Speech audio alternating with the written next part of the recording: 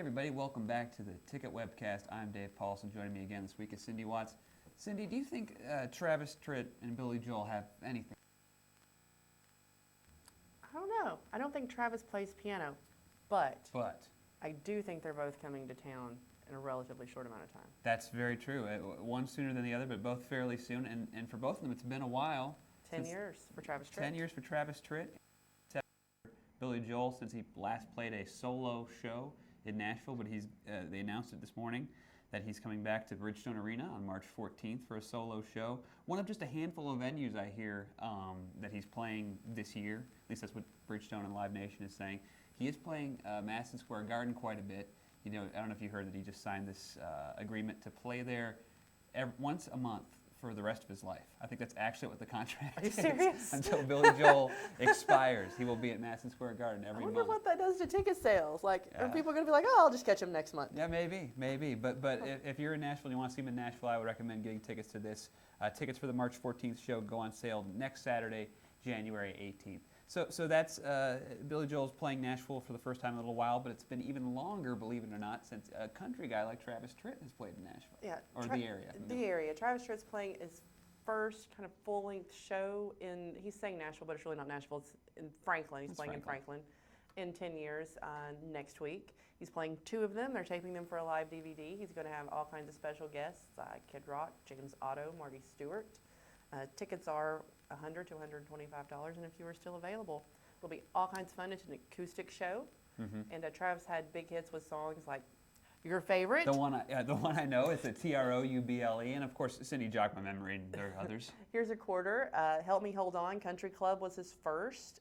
Travis has a new album out called The Calm After on his own record label, and he just recorded a cover of Sometimes Love Just Ain't Enough with his teenage daughter that's really good, and also featured on his website, travistritt.com. She sounds really good. Be 15. It's awesome. Good for her. her. Maybe she'll make an appearance next week. So you're going to go to one of those shows, and those are at the Franklin Theater, right? Those are at the Franklin Theater. I'm going to go on Monday night. I think that's the night that Kid Rock's going to be there. That's Kid Rock night. And we'll see how it goes. Yeah, and Monday is sold out. The one you're going to, you're getting into the sold out show, but there are, I believe, a few tickets left for Tuesday.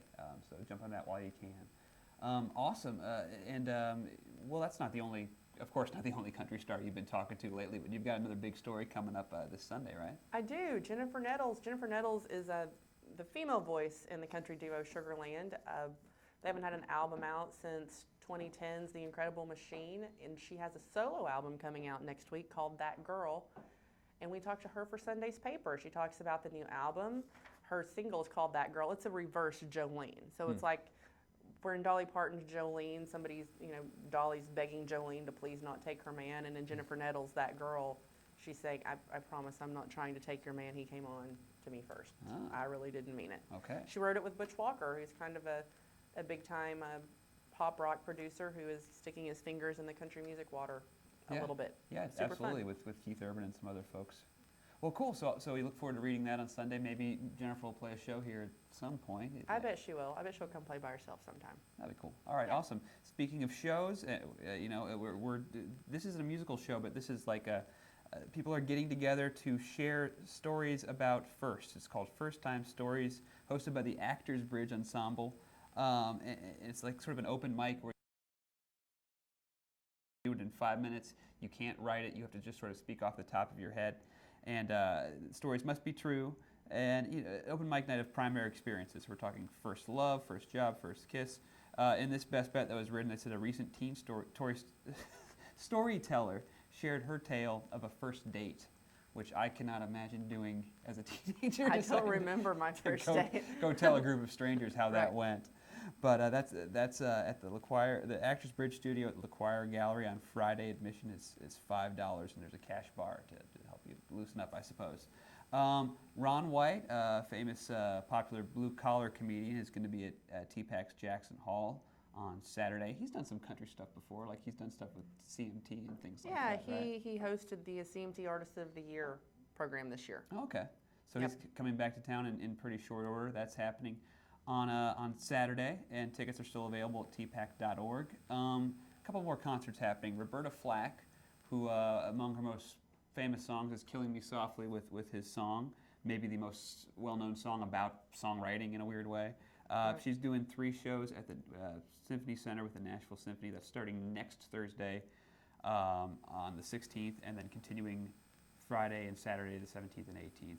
And tickets are still available for all 3 of those shows, I believe.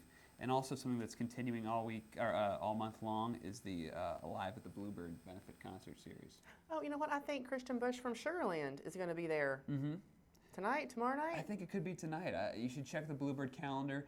Either way, it might be sold out. I mean, we hear thanks to ABC's Nashville and just the Bluebird's reputation in general Right. that tickets are Hard to selling get in. out immediately after going on sale. But they appear like there's like a week. You can only start reserving seats for some of these shows about a week ahead of time. So you still have a chance to like find out what time they're going on sale and try to get in there before the people do. But I think last night they had an in the round with Amy Grant and Sheryl Crow and a couple other amazing songwriters too. Wow. So that's the kind of league of people you're having, and it benefits Alive Hospice, an area nonprofit providing end-of-life care to terminally ill and their families in 12 Middle Tennessee counties. So see if there's any tickets left to that, and check out the calendar at bluebirdcafe.com. So that's it. You know, surprise, surprise, lots of country music happening here in town in the next week. But, you know, other stuff like Billy Joel just around the corner as well. Cindy, look forward to reading Sunday's piece on Jennifer Nettles. Jennifer Nettles. That's right. We'll see if she comes through and plays here anytime soon. I bet it'll happen. But that's all this week. Thanks for tuning in, guys. We'll see you next week.